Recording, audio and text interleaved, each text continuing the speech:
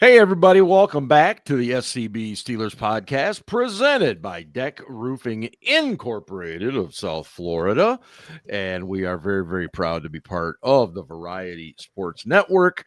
And, of course, the show comes to you from the Frank Walker Law Studio. Cheers, everybody, and welcome to the program. The Pittsburgh Steelers are 3-1, and they are now entering their bye week as they return home from Dublin, and we'll get into everything that transpired over there in the Emerald Isle and everything else. And yes, I am still sober.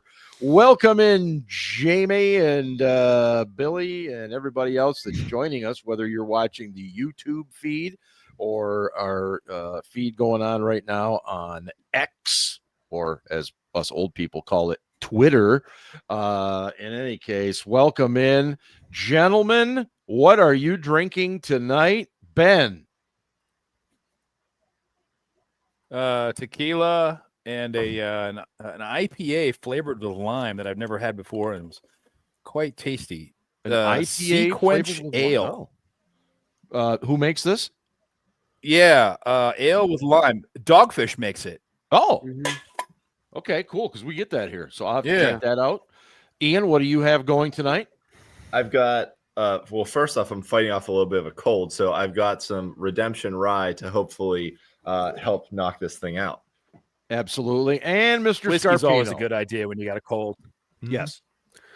I got that Four Seasons reboot again. Little West Coast style India Pale Ale. Very nice. Very nice. I also have a little bit of the Redemption Rye as well. I'm a big fan of that. And I'll be capping that off. This is a brewery north of me. This is Founders. I have a little Mortal Bloom Hazy IPA. Very, very tasty brew there. So anyway, welcome in. And Game Balls. It's a new feature here on the show. Give me one player from the Pittsburgh Steelers that you would give a game ball, whether it's offense, defense, special teams. Who would you give the game ball to from Sunday? Ben, who's your game ball? Kenny fucking G. Kenny fucking G. Hard to argue with that. Goddamn right. Hard to argue with that. 5.2 yards per carry. How many catches did the fucker have? Yeah, I'm right on top of this. 6 receptions, 35 yards on 8 targets. I mean, the guy, he just, he made a good contribution on Sunday. And, no doubt. Honestly, I would have, could have, should have chosen the offensive line, but they didn't do that great a job with pass protection, so no. Okay. Ian, who is your game baller? Well, I'll go with somebody different. Kenny G's the easy pick and definitely deserves it. But just to give someone else a shout out, I'll go with Deshaun Elliott. First came back from injury, had a pick, had a forced fumble, led the team in tackles, and had a sack to top it all off. Yeah, solid choice. No question. And Scarps, who is your game baller? I think I misunderstood the assignment. Don't say Ligma.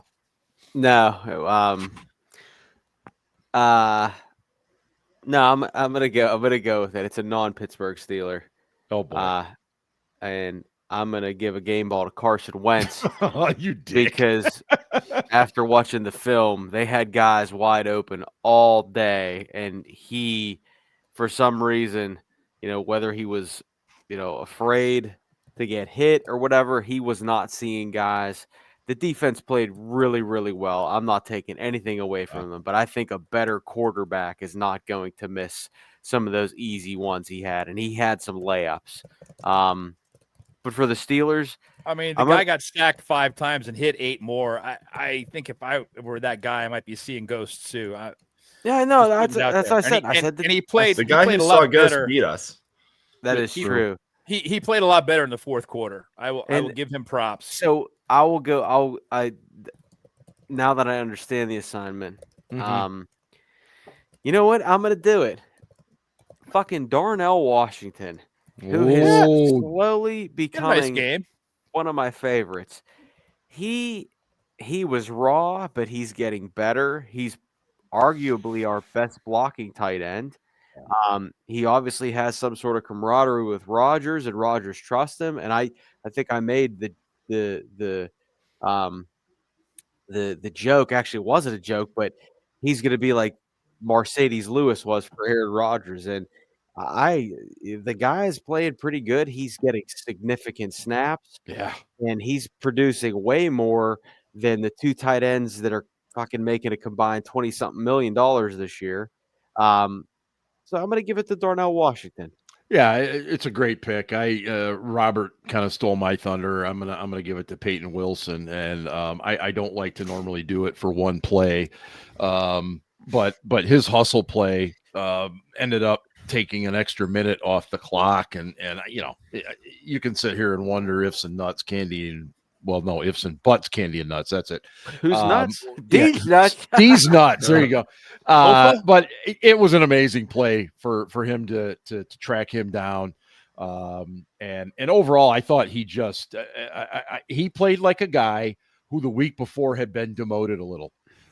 He played like a guy coming a lot more downhill against the run. I really liked some of the things that they actually did with him there. I don't know if you guys noticed a couple times he was actually lined up outside TJ Watt, which hey, if that's another strategy to get Watt a little freer, then great. And so yeah, my guy would absolutely be Peyton Wilson this week. So those are our game balls for this week. And moving forward, the one topic, guys, I want to get into and I think it'll be the lengthiest discussion, is game management. Okay. And there's really 3 or 4 things here to discuss. So let's start. It's situational football. Situational football. It's 4th and 3. It's my favorite word. 4th and goal. Excuse me. 4th and goal at the 3-yard line. All right. The Steelers are up by 10, and I believe there was about 4:14 left to go, right in that area. Okay. Now, I'm just going to go ahead and say it, and then I'm going to let you guys debate it. I was in favor of going for it. I didn't care for the play call, but I was in favor of going for it. Ben, what were your thoughts before the play? Did you think they should have kicked the field goal? What were you thinking at that time? Before you're on the 3.5-yard line, you're running really well. You're getting about 5 yards a carry. I could see where you maybe think, let's just bash it down their fucking throats and let's just put a nail in the coffin right here. But if you kick the field goal, you're up by 13 and they have to score 2 touchdowns to beat you. They can't go for a field goal for the tie. They have to score 2 touchdowns to beat you. Yep. And they've got about 4 minutes and you're going to get the ball back at least once. So if it's me, even though I want the touchdown there, I kick it because it's a smart play. Okay, so it is the smart play. To me, it's it is a no-brainer. Ben got that T-shirt on the interwebs celebrating the smooth sounds of Kenny G. But I think you set aside your machismo in that moment and you take the smart play, which is you knock in the chip shot kick. Now you're up by 13. They have to score 14 to beat you. They can't go for the tie. It ties their hands. And it also gives your defense the ability to kind of go for it. They're not playing the short 20-yard field. Okay. No, I get it. I get it. Ian, what were your thoughts as that instance transpired there? So on one hand, Ben's right that you make them go the length of the field twice to beat you.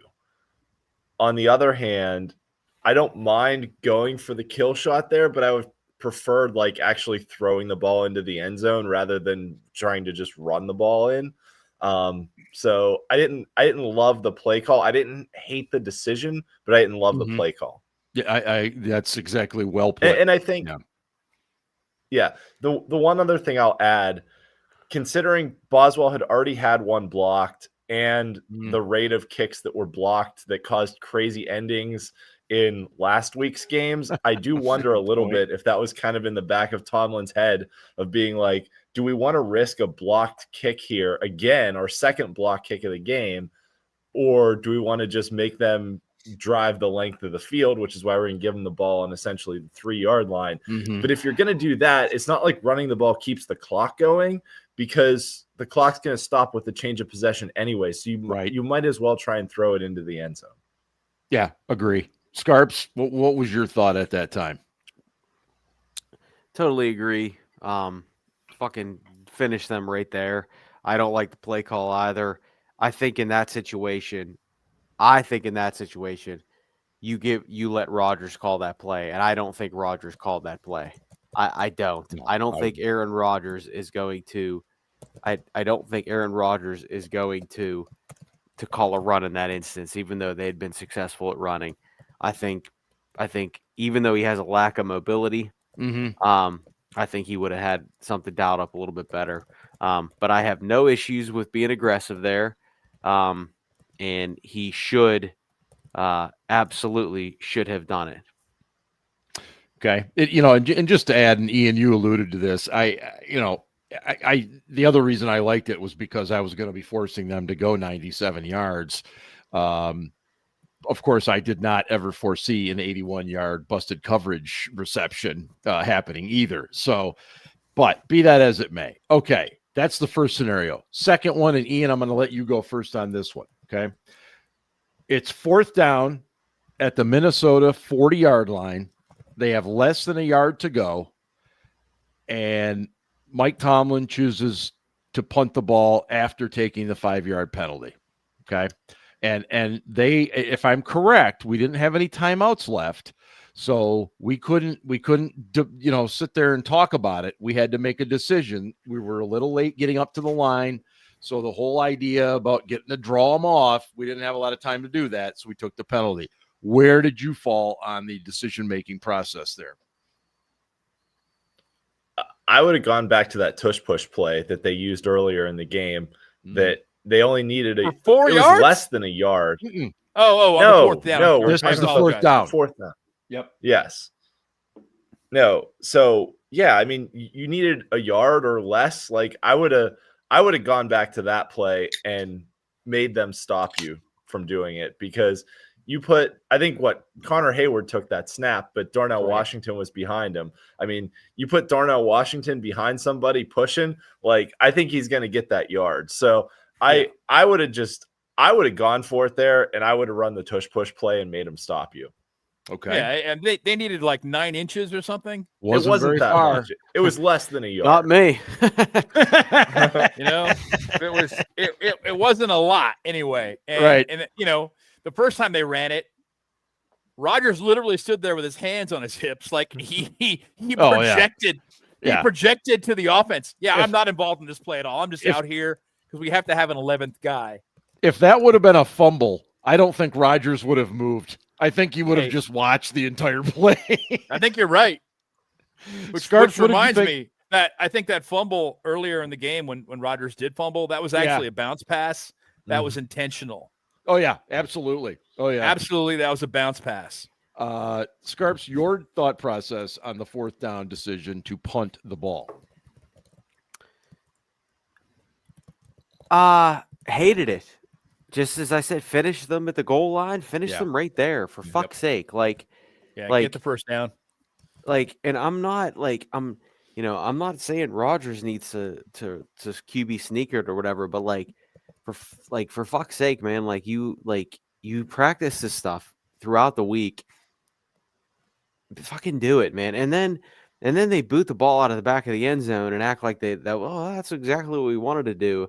And it sure looked like Corliss Waitman was told to do that, because that fucking ball landed in Belfast. And I just I don't really get. It was confirmed. I really Ryan. Don't get. It was confirmed. He was told to boot it out. I really don't get it, but yeah. I mean, they wanted to make sure there'd be no return, which I mean, I didn't love the decision either, just like you guys. I mean, basically it was a 19-yard net punt. What the was it 19 or was it 20? 5. They Either had way, the delay it of wasn't game. much. With the penalty, yeah, it was a little Right. more, but They had the delay of game. So what was it? 26 yards? I 24 yards? I don't know. It wasn't a lot. It was just No. like. Can I Go ahead. can I digress okay. or tangent for a second? Of course. So the 49ers on this previous kickoff, there was a clear fumble by the 49ers, and the Rams picked the ball up and ran it into the end zone. Okay. But the ref said that it's not a reviewable play. That's bullshit. It was clear and evident that the 49ers fumbled on the kickoff and the Rams ran it in. Since when And- is a turnover not reviewable? I think a turnover is reviewable, but I don't think you can pick it up and run it in. I think if you pick it up, you're down right there. But they wouldn't even allow McVay to challenge the fumble. that it was a fumble because they were dead. So San Francisco kept possession? San Francisco kept possession. Wow. And as a guy that fucking has the Rams defense who could have used Ah, that in here fantasy we go. football. No. But it's bullshit. You should, all plays should be reviewable, and you should get one extra challenge. But if you lose your first 2, you don't get the third. Or Yeah, I'm fine with that. alternatively, we could all just not play fantasy football and then we wouldn't care about this. Okay. Shit. Once again, and I said this to you all. I said this to you all about the guy that fucked up the kickoff. When Boz does it, you're gonna be like, "This rule's fucking stupid. I hate this rule." So it has nothing. I mean, to it do with is. You're right. fantasy It's a dumb football. fucking rule. The kickoff rules are fucking dumb, but they are what they are. And in that instance, the Cardinals could have just not sucked and actually kicked it inside the 20-yard line. I've moved on from that. I'm talking about all plays are reviewable because, like, they just got fucking screwed out of a touchdown. Yeah, but if you weren't playing fantasy, would you be this invested? No, you wouldn't care. Yes, I would like, be because I got the fucking Rams minus 2.5. You'd be like, hey, shit happens. But, I'm invested regardless. He's double invested. I'm invested twice. That's funny. I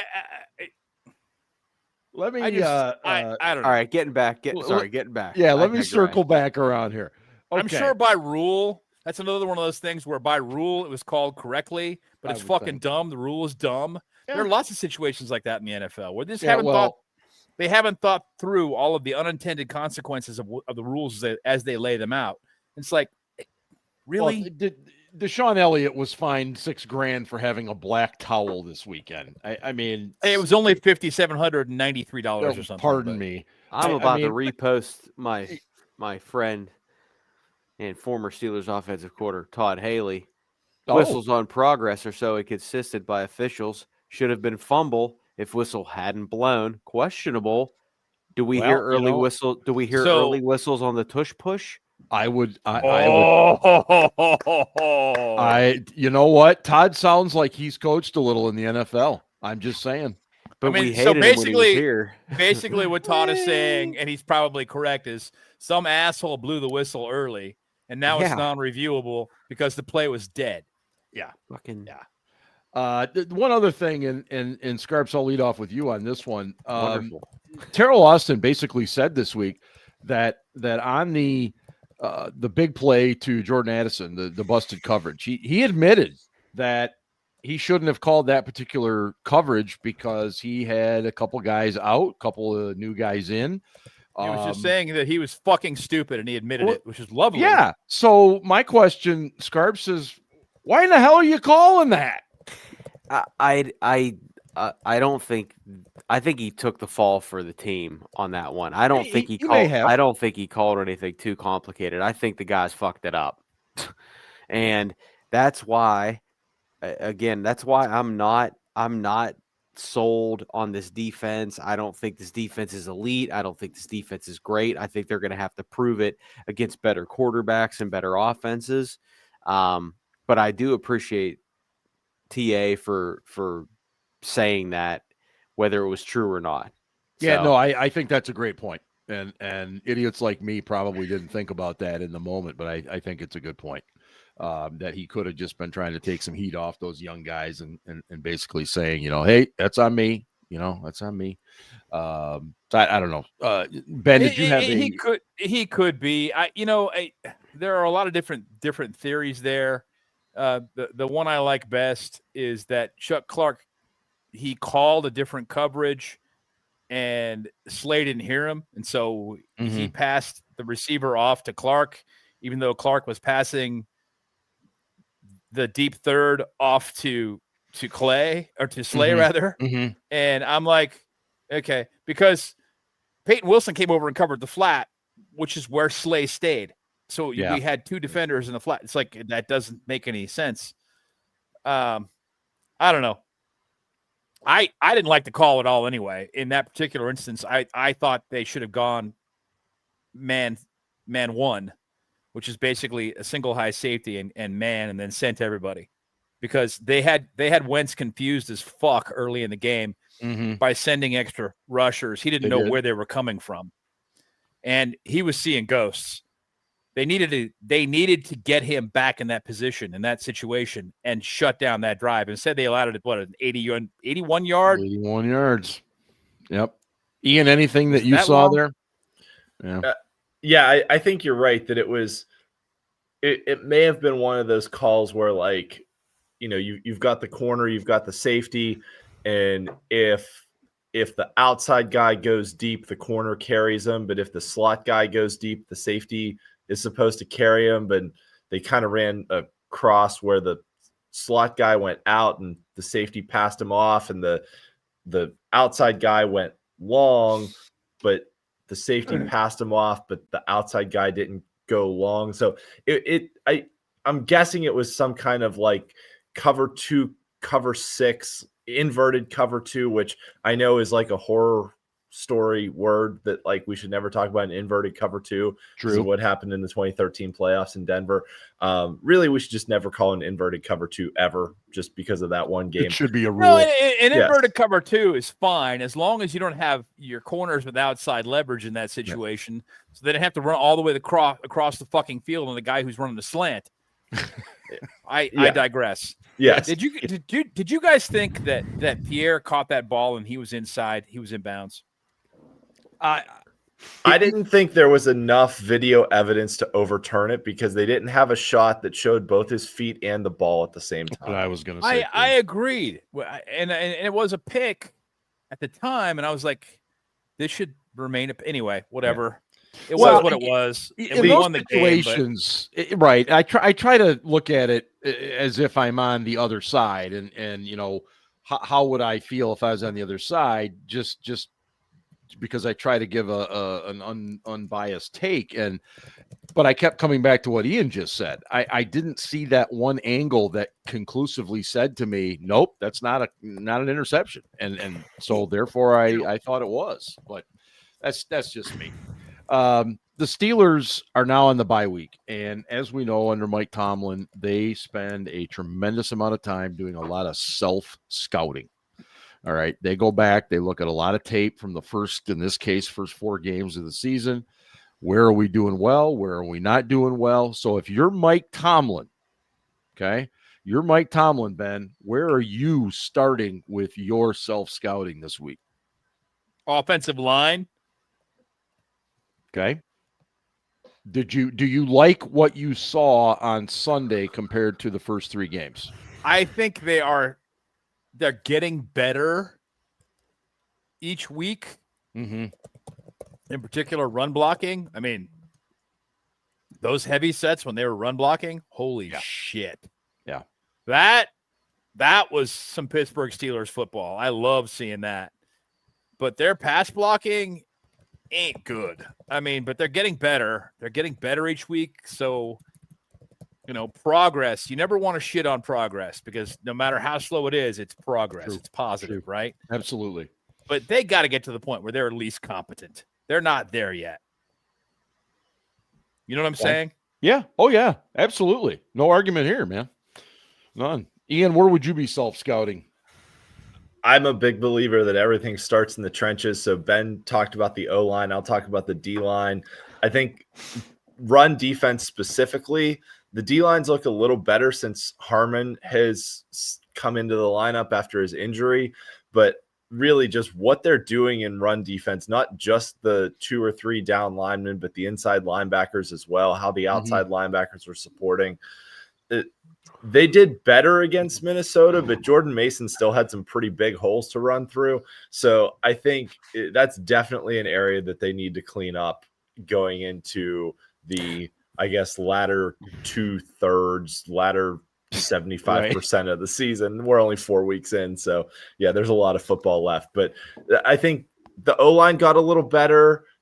The D-line's gotten a little better last week against Minnesota. So we'll see if that trend of progress continues, which they need it to, but I think the run defense is a big one. Scarps, so the 2 lines have been chosen. You obviously, if that's what you're thinking, go for it. But if there's another spot, what do you think? Yeah. So I don't think the Steelers had a practice this week, which is, I'm stunned. I think they had availability, media availability, but I don't know if they necessarily practiced. Okay. I thought they had a walkthrough on Monday or something. Some shit. Walkthrough, but not like a formal practice. Right. Well, what do you, Scarps, I know it's been a while, but what was the normal routine when you would have the bye week for the players? It was like a full fucking normal week. I remember like that final day, players used to get early flights, and Tomlin would hear about it and be like, nah, fuck that. We're going to practice late. So, wow. Like, I'm very, very surprised that they didn't have any sort of like normal type of practice. So Tomlin mentioned something in his post-game press conference that he promised them a really easy week if they won. Okay. Well, and I don't know if that has something to do with it, but I expected them to like be off on Thursday, but have to practice before that. And the other thing too is that you don't have to have your bye the week after your international game. That's bullshit. That is true. They had the option. They did not have the option. Yep. So they have 13 straight in a row. So if we're talking about a focus point, if I'm Mike, I guess I understand why he didn't make him practice this week. But then I'm trying to think about like, okay, we got 13 more in a row. How are we going to get through this? Especially, and Mike always be like, oh, I don't tote last year's bags or this and that. Bullshit. Like, your shortcomings, what you have to overcome. Yeah. And they got 13 in a row, and their schedule only gets tougher. So I'm not even looking at a specific unit or a player or group. I'm looking at the head coach trying to figure out how he could keep this team as cohesive as possible, knowing that shit's about to get real in a couple weeks. So while they did not have to have their bye right after the trip to Europe, they could. They did have that choice, but they didn't have the ability to we'll take it in week 11. I mean, so it's possible they could have ended up getting it week 6. Correct. And it could have, or week. Yeah. Yes. Yeah. Yes. So I'm guessing Mike basically just said, we're just going to take it now. And that's, I don't know. No, you're not wrong. Right. There is more to this than just positional groupings, and they've had early buys over the years. Yep. And it has not turned out well anytime they've had an early buy. Hey, Ryan, what week was their buy in 2010 when they went to the Super Bowl? Oh, boy. Week 5. Correct. That's right, because it was when Roethlisberger came back from his suspension. Let me address different team. You're right. It was no a different doubt team. About that. I'm just throwing it out there that No, I know, but different team. But I'm happy that I knew that. But I was there. I want to address. I think it was Claude's comment up here about Muth, and just to reiterate what Ben was saying. Muth had 15 offensive snaps this past week. We should talk about that real quickly. Yeah, well, we're going to, and I just want to address this question about trading him. I honestly don't think you would be able to get a number 2 type receiver in return for him. No. Now, every team's got a price. Every team's, all it takes is one, so you don't know. But if he's going to only get 15 snaps, that would take a desperate fucking team with hot and cold running wide receivers. no maybe- question. Maybe if Tampa really, really needed a tight end really badly. Right. And that's what I'm Otherwise, saying, nah, that ain't happening. So Ben, what went on with him Sunday? I mean, he had been basically the Steelers were playing ahead for most of the game, okay? And they just kept running. So they just kept putting in Spencer Anderson, which takes Freiermuth off the field. Yep. It is what it is, man. And he said, I wasn't mad. It was what it was. We were running the ball well, and Spence kept going in, and it comes down to this, okay? Mm-hmm. Jonnu Smith is better in the receiving game, than Freiermuth. Yep. And Darnell Washington is far better in the run game, than Freiermuth. So if you're doing only one or the other, then those guys are going to play, and Freiermuth's not. In other words, there's really not a spot for him right now. No, I'm not going to say that, because what'll happen later on this year is he'll have a big game and people will go, see, told you, and everybody's talking shit about the guy and blah, blah, blah. There'll be other situations where he fits the situation better, and he's playing. We're playing 12 personnel, and we want to have two guys out on the field that can both be receiving threats, and Smith and Freiermuth will both be out there. Mm-hmm. That'll happen. So it's a wonderful thing having three tight ends, but there's only one ball. It is what it is. There are going to be some weeks where either Washington or Freiermuth are not going to get a bunch of snaps, and that happened this week. And Spencer Anderson, God bless him, he made a hell of a contribution this week. So I don't have any gripes. Oh, no. I mean, is it fair to say that if the running game continues to do well with the use of both Washington and or Anderson, that this is going to become a pattern where Muth isn't going to see that many snaps? Maybe, but I can't. This is 1 week, Mark. Oh no, that's why I said if. This is not a pattern yet. Basically, they had a defense they knew that was going to be really, really fucking aggressive, and so they played it against itself.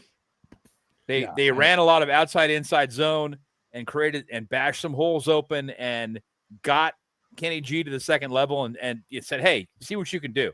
And he had a nice game. What was it, 5.2 yards per carry? I mean, that's pretty nice. I will fucking take that. The other guys that ran the ball really didn't do shit. I mean, even Caleb Johnson, who I hope is more comfortable now in that offense than he was, really didn't do that much. Now, in his case, late in the game against the tired Minnesota defense, I grant that he did have a couple of good positive runs, and all I can say is I hope that helps his confidence. That's all I'm going to say to it. For sure, but I mean the thing that was nice to see, and this is why I almost gave the game ball to the offensive line, was they were blocking really well. Like they were getting a 3-yard push. Yeah. So when your running back can get that kind of a head of steam before he gets contacted, he's going to get some decent yards. Mm-hmm. Mm-hmm. It was a nice week. Ian, do you think if Jaylen Warren had gotten the start, do you think he would have had a big game, or do you think this was just Gainwell? No, I think the holes were there. The holes were there. Warren would have hit them. And he may have actually gotten a little more. I think he's a little more explosive than Gainwell. So I think Warren may have actually wound up with more yardage. Okay. Although the one other thing I'll add before Ben interrupts me again is that with Calvin Austin's injury, we may see Freiermuth a little more in the passing game too. So point. I think maybe a little less in the running game because Calvin Anderson did show some really nice things. But with Calvin Austin being injured and a lack of a wide receiver too, I could see them using both Jonnu Smith and Pratt Freiermuth in passing situations. But I also want to give a shout out to Ben Skoranek for what he did in the run game because he threw some nice blocks. Sometimes he blocked the wrong guy, but we talked about this on the show last week. Yeah, but he bashed shit of the wrong guy, didn't he? Yep. If you're gonna be wrong, when we were talking about Broderick Jones last week, we were like, why is Aaron Green? Because he's a member, which I highly recommend everybody else. You can either get into the black membership or the gold membership. And yes, there will be perks coming down the road. Yes.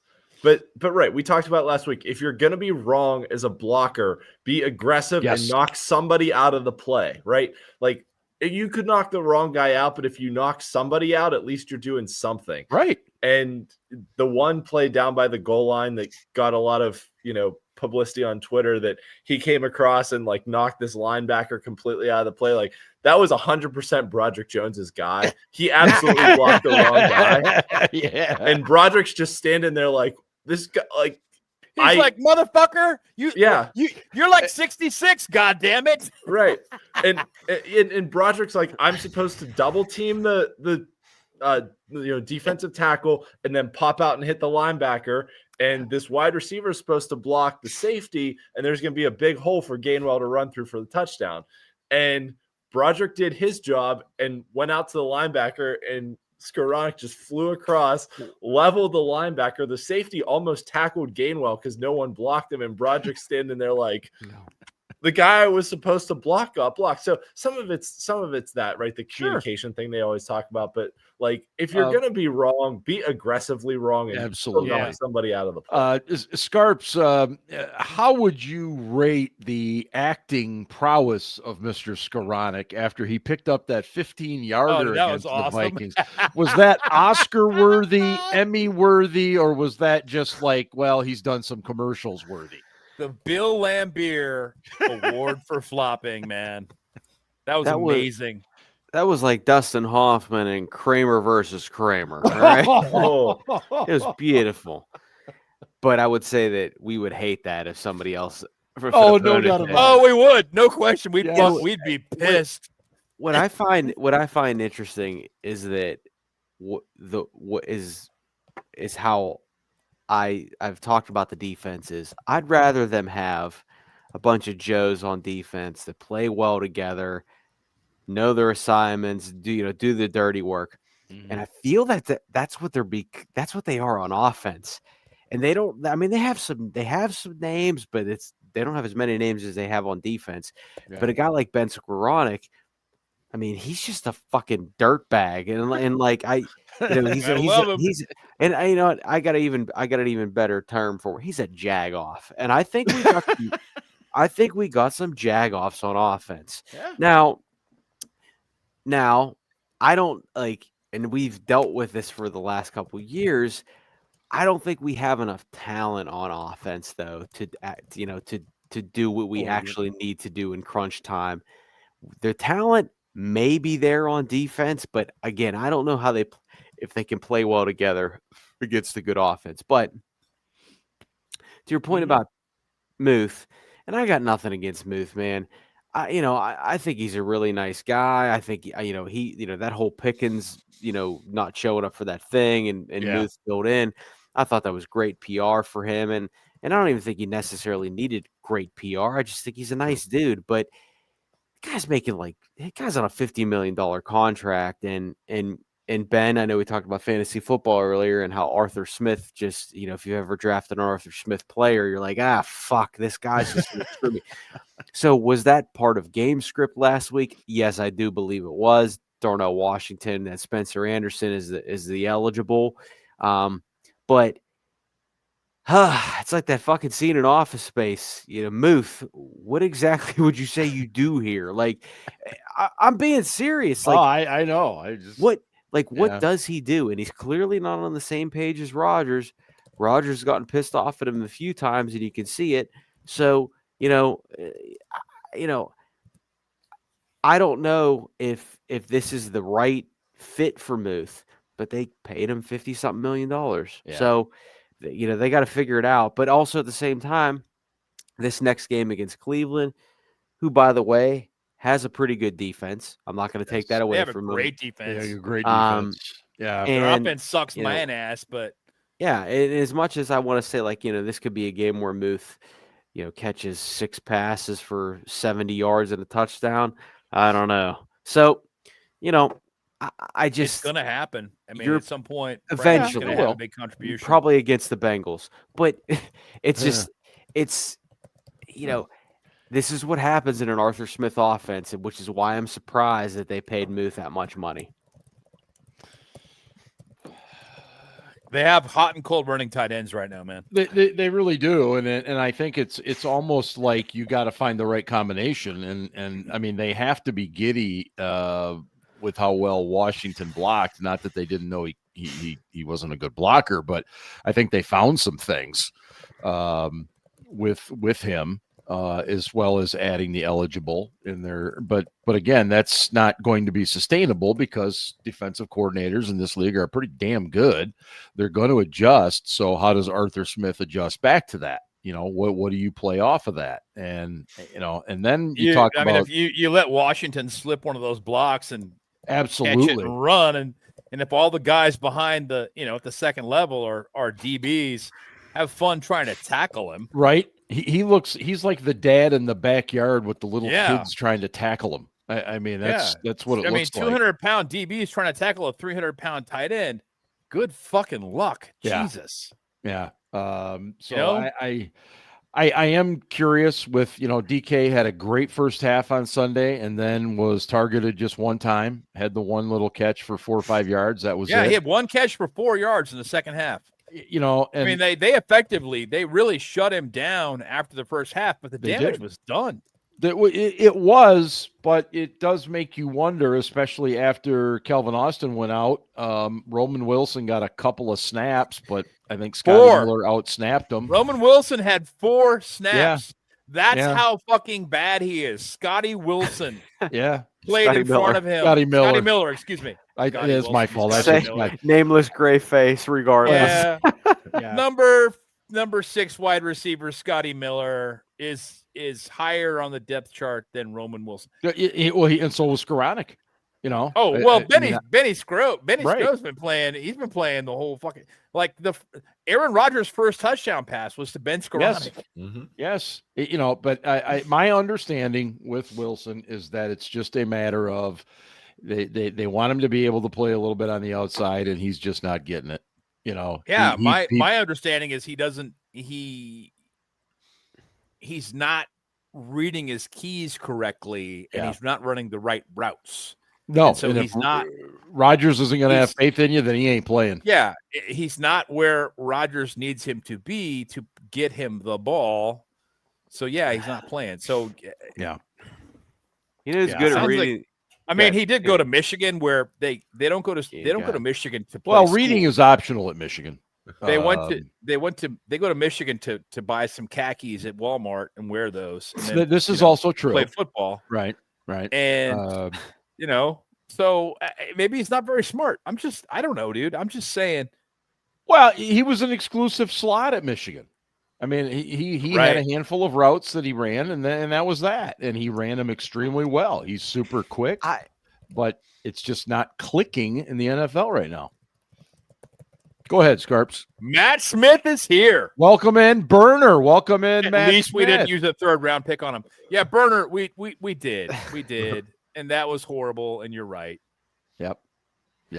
And that one will sting. Scarps, what did you have to say? No, I was just going to say that, I'm not trying to judge Omar. I think it's a little too early, but it's going to be the 3rd draft after this year, and I think we need to talk a little bit. Unless they win a Super Bowl, which, I don't expect them to. Roman Wilson was 3rd rounder, and he clearly is the lowest on the depth chart right now. And again, I don't think he's a day 2 pick. I mean, fuck. Yeah, but last year we were told that he was going to be fucking greatest. You know what I mean? Right. But that's not his fault. That's just I mean, conversely, after his rookie year, Calvin Austin was the guy we were just like, whatever. What a wasted draft pick. He's turned himself into a very nice football since player. then. Yeah, I mean, he's small. He's a little guy. He's 170 pounds, but he, for being a little tiny guy, he's fucking impressive. Post that Matt Smith comment because that's fucking gold. Which one? This one? Very hard on. Yeah, very hard offense to learn. Is it? No, that he's being. I hope my muse is being sarcastic. I feel like he is. I think he understands the assignment. Everyone in the chat understands the assignment. Yeah, I think that's fair. everybody in That's this fair, chat understands the assignment. We highly encourage you to get involved in the YouTube chat. If you're watching on X, we absolutely I love it. really Thanks would so much. appreciate all of you drinking more Yes, during having the show. more we than can all 4 be on the drunks is very same important. Page. Yeah. Same page. Nice I- and level. I have a question, and this I was going to save this for next week, but I'm just going to go ahead with it. Would it surprise you right now? And Ian, I'll start with you. Would it Sorry, surprise Ryan's you? doing the YMCA over there, and I'm just No, Was he it doing was, YMCA or Ohio? No, it was Ohio. It was I thought. it was sexual chocolate from Coming to America. okay. Sexual. Look at Damn it. Do you? Here's the guy who went to the University of Ohio. Ian, would you be surprised if Or the Ohio Steelers University. did not draft a quarterback in the first round next year? Ooh, wow. Great bye week question. Well, and I wanted to save it for next week, but I thought, Yeah. fuck it. You know what? I'm going to go with it. I will go with no. I will not be surprised because the slate of college quarterbacks right now does not look as good as we thought it was going to be. So I think that was their plan heading into this season, was to target one in the draft Mhm. next year. And But they are spending a lot of time scouting QBs. they are scouting them, yes. But I think they may have learned their lesson from Kenny Pickett that sometimes, hey, maybe you can get a guy in the second round or the 7th round, in Brock Purdy's case in that same draft, that can perform just as well as the guy you took in the first round, and maybe you'll pass on a perennial All-Pro or Pro Bowler like Trent McDuffie, and Steel Sun will come running onto the podcast again. So one of those things where we should have taken Malik. Well, that too. We all on this show said that we thought Malik had the best upside, but needed to sit for a few years. And yeah, we all said that, and he has proven that sitting for a few years worked out well for him. But we were not in a position where, true, if you had tried to plug Malik Willis in after 4 weeks of Mitch Trubisky, when Deontay Johnson punched him in the locker room against the Jets, like, that would have turned out horribly. It would have turned out maybe worse than Kenny Pickett did. So it wasn't. Malik wound up in a very good spot for him where he could sit and learn, and now he's going to cash in free agency if the Packers ever let him go. So yeah, but I won't be shocked if we pass on one, depending on who's there and where we're picking. Yeah. Scarps, what do you think? Would you be surprised if we didn't draft a QB in the first round? No, I'm extremely underwhelmed by this quarterback class.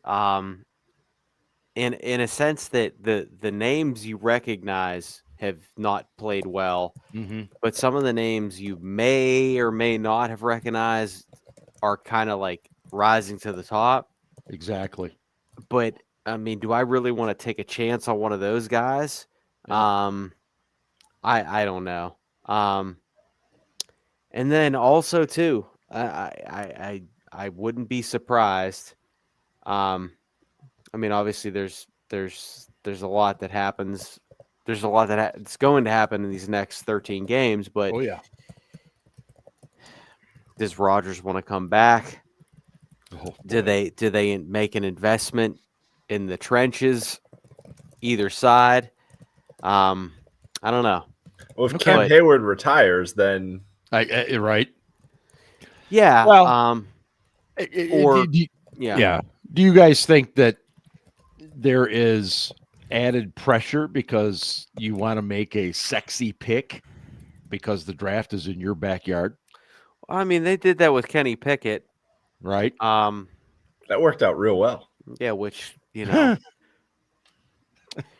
mean, I think there is, but like, I mean, I think there is a little bit of pressure, but at the same time, like, these quarterbacks right now are not, like, Drew Aller's fucking terrible. Like, Arch Manning still needs time, and then what gives you even Sellers or who's the kid from Arizona State? Levitt, yeah.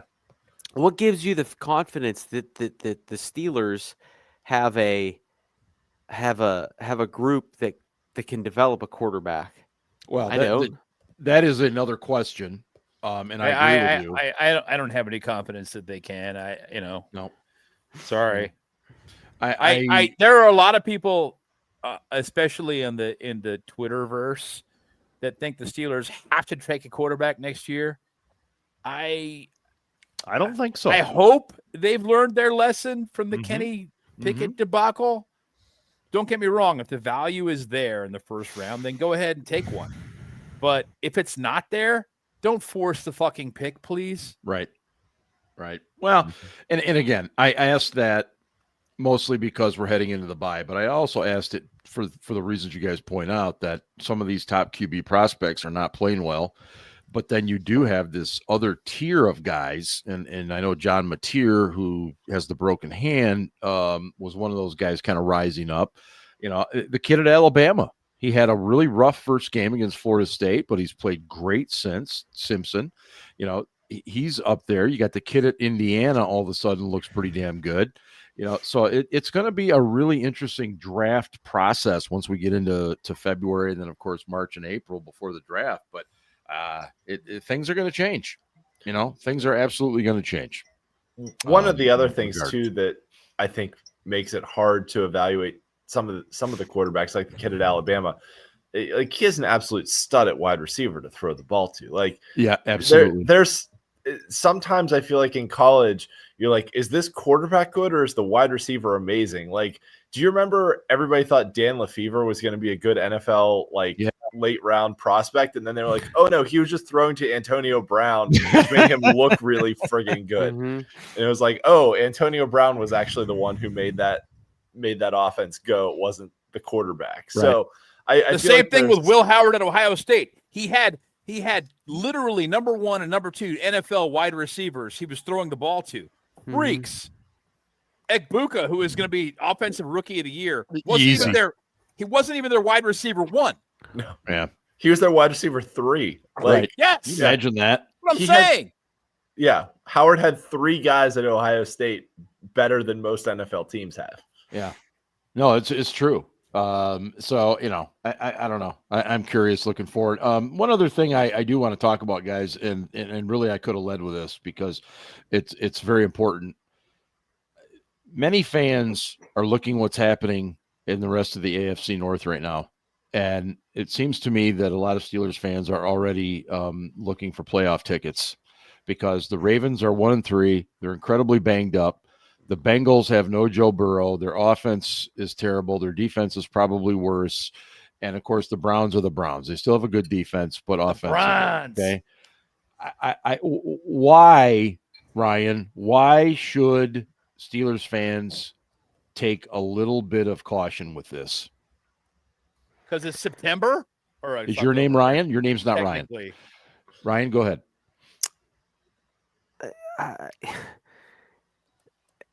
13 games after a bye week. Tomlin's collapses in December and January. Ouch.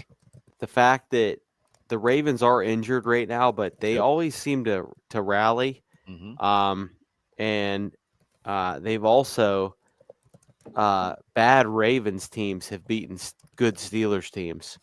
I would also say, too, that this division is very competitive.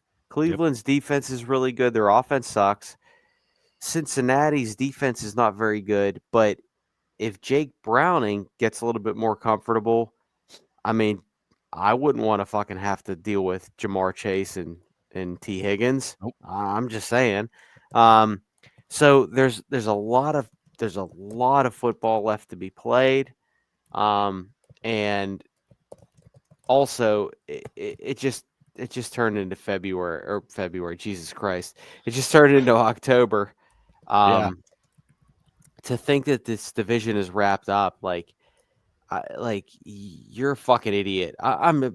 If you're saying right now that the AFC North is wrapped up, you're a fucking idiot, and I don't want anything to do with you. I mean, I'll have a conversation with you, but I don't. You're not getting invited to to my wedding, which I've already had. Was that 7 or 8, 10 years ago or something? Yeah. No, it's actually recently. But the point is, No, and it's something that I've said It was all recent. week long. He didn't invite any of us. we're not. What a dick. Well, we didn't have anything formal. But the point is, like, you're not It was a close private to me. service. If you think that we're not close, I look, I agree about the Ravens. The story came out today that Lamar probably is going to sit the next 2 weeks, and then of course they have their bye for him to get extra healthy. Their schedule is not overly difficult the next 4 or 5 weeks either. They've had a bitch start. They've had the Chiefs, they've had the Bills, they've had the Lions. You can't rule those types of things out. And I think Cleveland, I don't care how bad their offense is, that defense is probably going to win a division game or two just simply because they'll make a few plays. I hope I'm not jinxing it, and I hope that's not against us. Shut up, Dom. Yeah. Look at Dom. Dom just woke up. He's been at college game day since Saturday. He just realized the game is over. But thanks for joining us, Dom. And yeah, Matt, you might be right. They'll be 1-5. We'll be 5-1. And you know what? Last year we had a 3-game lead with 5 games to go. And yeah. So stop glazing and enjoy the ride. There you go, Scarps. That glazing word. what did I do? No, you didn't do anything. I just know you love glazing. Well, Matt said somebody was glazing. Who was glazing? Well, he said we're glazing over the fact that the Ravens will be just fine. Oh, Yeah. Something to that. I think your point about the quality of competition is a good one, though, that the Ravens have lost games to some really good teams. All the teams they lost to were in the playoffs last year, whereas we barely beat 2 teams that picked in the top 10 of the draft last year, in the Jets and the Patriots.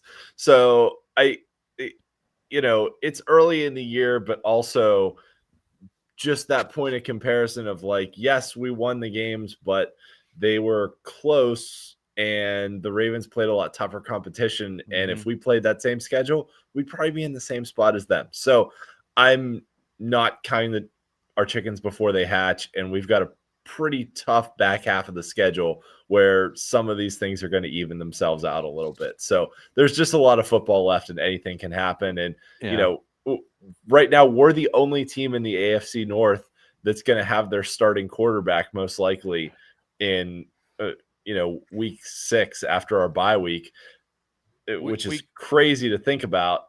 But it can go 0-4 this week.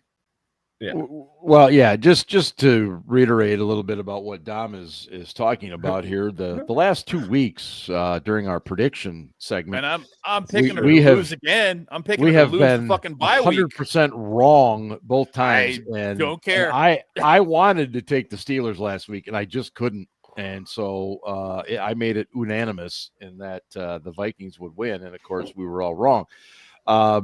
But Ben, how important are those 2 games coming out of the bye? Because it's going to be the Browns and the Bengals, and they're both going to have in 5 days because it's a Thursday night game too. Right. I mean, but the Bengals have it's Thursday night at Cincy, which is basically, I'm sorry, another home game because they suck. But it will be this year. It's also a short week for them. Yep.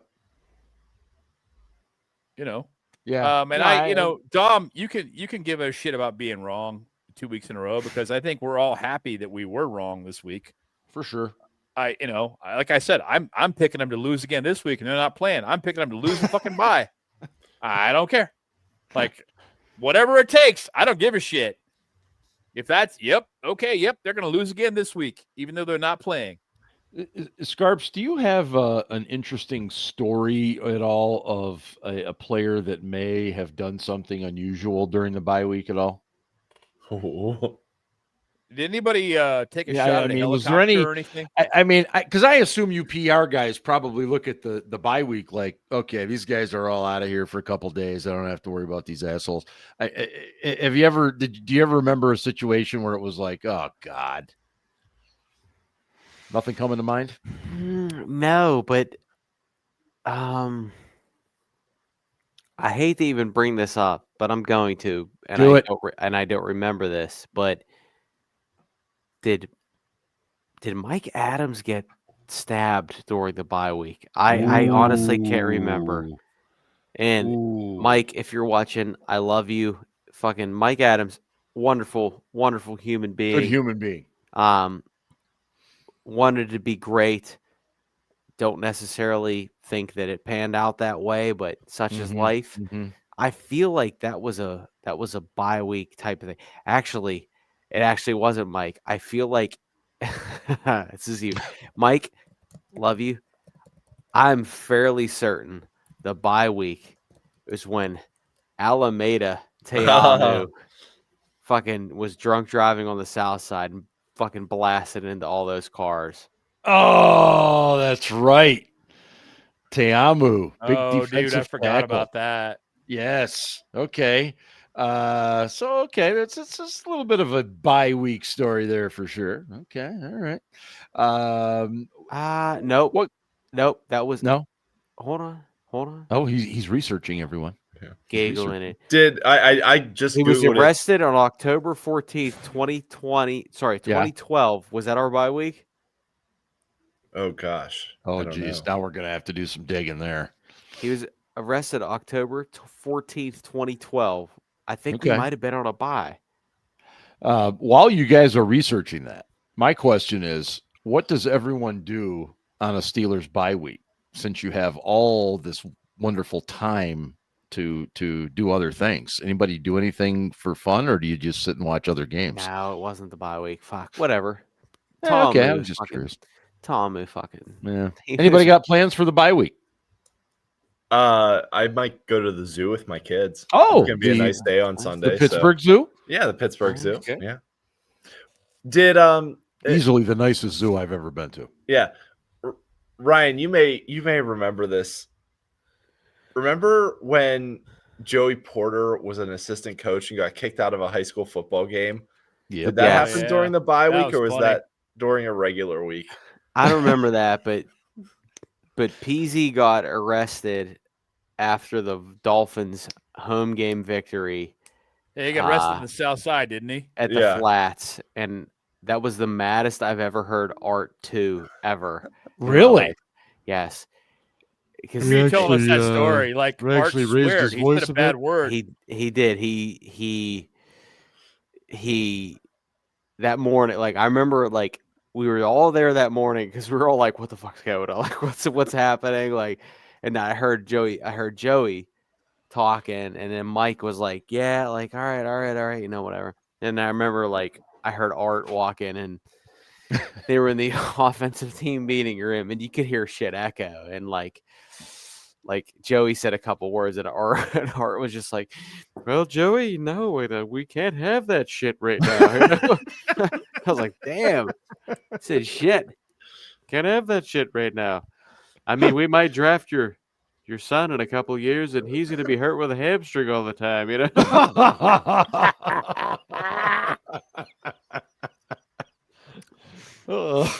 And Joey found himself confused. Was that Art 2 or Aaron Rodgers talking to him? Oh man, that's funny shit. Yeah, seriously, is any like Scarps? Are you taking the kids to like a cider mill or anything this weekend? We're gonna hit up the pumpkin patch. Nice. There we go. Are you really? Fuck yeah, man! It's that time of year, man. Right pumpkin patch. No, that's great. You got little kids. That's fantastic. Probably get a little bit of yard work done. Maybe call God a few times, CUEUPU a few times, you know. No, I will say this though. Yeah, I'm going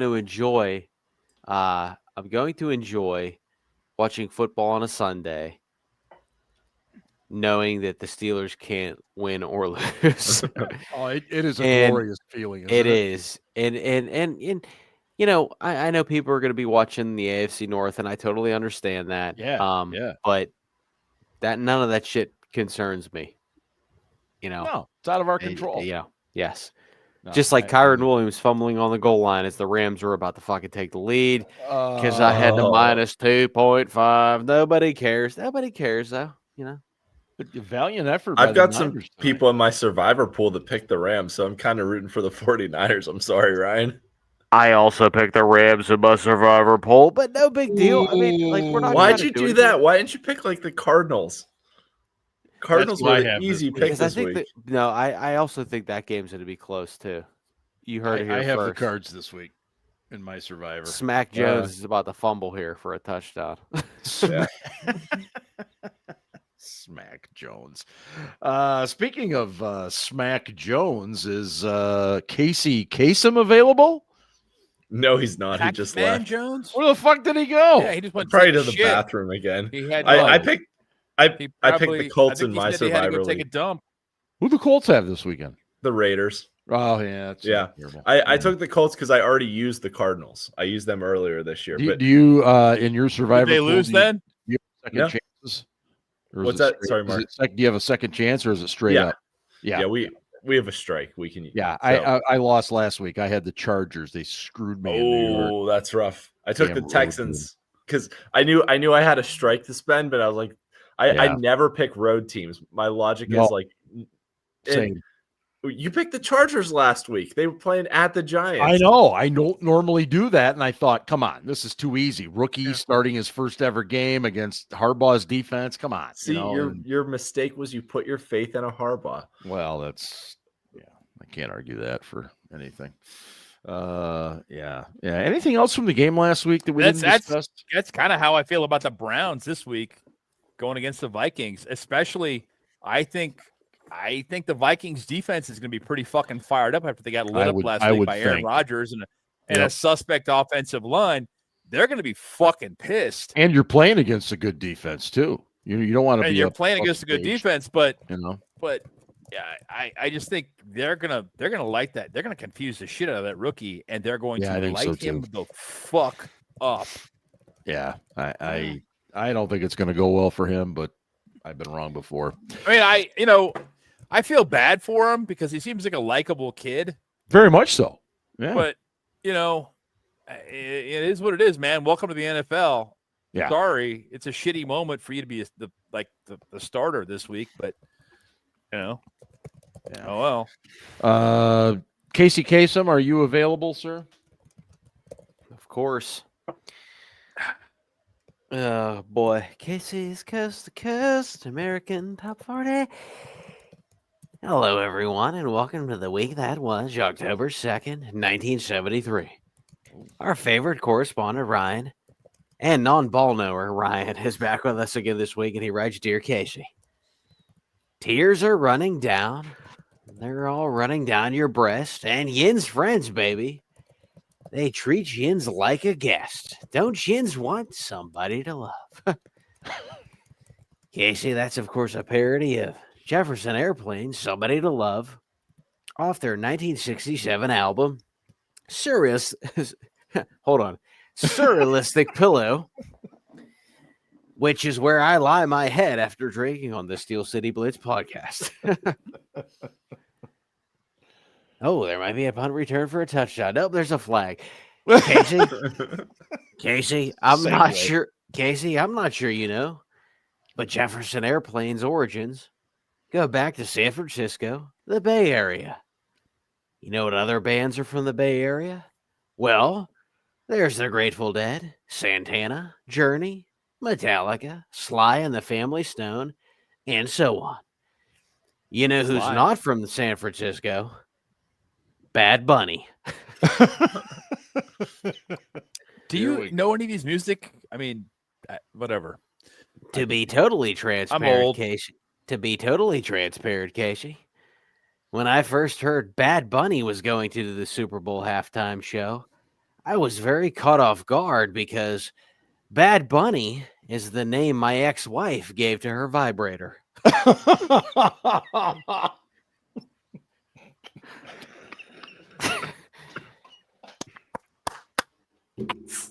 Yeah. Once I got that cleared up, my first question was, who's Bad Bunny? Let me be clear. I have no issue with Bad Bunny. I have an issue with the NFL.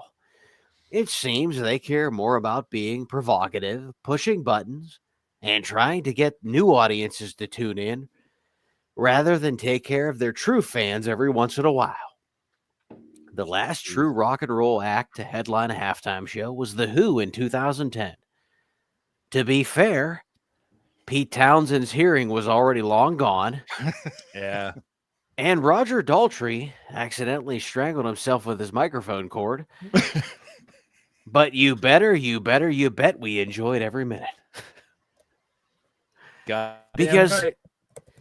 Because there's something about watching old rockers perform. Mm-hmm. It's never quite as good as it used to be, but neither is Mike Tomlin. Or Pat Fryermuth. Actually, Muth was never good, but we gave him $50 million. Let's get back to classic rock bands. They bring back the memories. They hit you right in the feels. It's the total opposite of listening to Taylor Swift. Oh. Casey, next year, the NFL needs to do us We all almost a got hurt this solid. year. Casey, next year, the NFL needs to do us all a solid and bring in some rockers. Hey, Roger Goodell, get it together. Well, Ryan, keep your feet on the ground and keep reaching for the stars and keep your radio tuned right where it is. Up one spot to number 28 this week. Here's the Jackson 5 with Get It Together. Nice. Yeah, I didn't have that on the agenda tonight, but the Bad Bunny announcement was it's always funny how these things are received. It was whatever, man. I mean, Who cares? like Pretty much. I mean, can it get any worse than The Weeknd? I mean, that was like, really? I'm gonna go get some food. I Fuck actually it. like The Weeknd, though. The Weeknd was sucked. It was terrible. Hold on a second. Saturday and Sunday? No, Oh, dude. God. The Weeknd is the Oh. halftime show on the The Super guy who Weeknd spelled without the extra slightly E. different. I'm Yeah. sorry. I'm sorry. Yeah, I don't. I mean, it just doesn't mean anything to me. Shit, for all I care. I'm bring like, back the whatever. I'm marching just not going to bands. watch it. I don't give a shit. Nah. You You know, get up, you get some I'll- food. You know, Super Bowl. you just, Yeah, Rip exactly. Piss. I'll converse with my friends. And fuck around. Game comes back on. I'll be like, oh, game on. Here we go. I mean, it's not like the old days when Up With People was out there, you know, but Or when Michael Jackson stood on stage that was without moving for like 2 minutes. Exactly. I'm trying to think. Let's see. The in Super Bowl 40, it was the Stones, right? The Stones did do one. I remember. Yeah, I can't thought remember. I thought they were at our Super Bowl 40 in Detroit. Maybe not.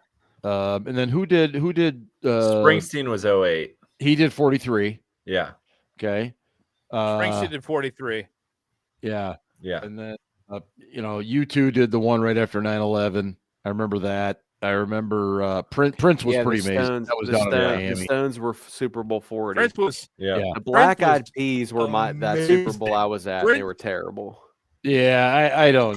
Prince. Well, Prince in the Rain. Yeah, Black Eyed Unbelievable. Peas was Super Bowl 45. Mm-hmm. And yeah, Prince in the Miami was amazing. yeah, that was unreal. that was the best Super Bowl halftime show of all time. Yeah, I would not killed argue it. with that. Well, gentlemen, I think Yeah, that's anyway. it for tonight. We are. Next Good week night. we will be back at the same time. We have a bye week this weekend, so we'll be looking ahead to the matchup with the Browns, and we'll discuss everything that happened in the NFL and the AFC North. And for all these guys, this is Steel Dad signing off. Make sure you check out all of the action on SteelCityBlitz.com. Check out Ian's Whippeal High School football coverage. It's the best around. And, of course, as always, go Steelers. Ravens suck, but not really. Don't be fooled by that. Don't be fooled. Don't be fooled. We've had some drinks.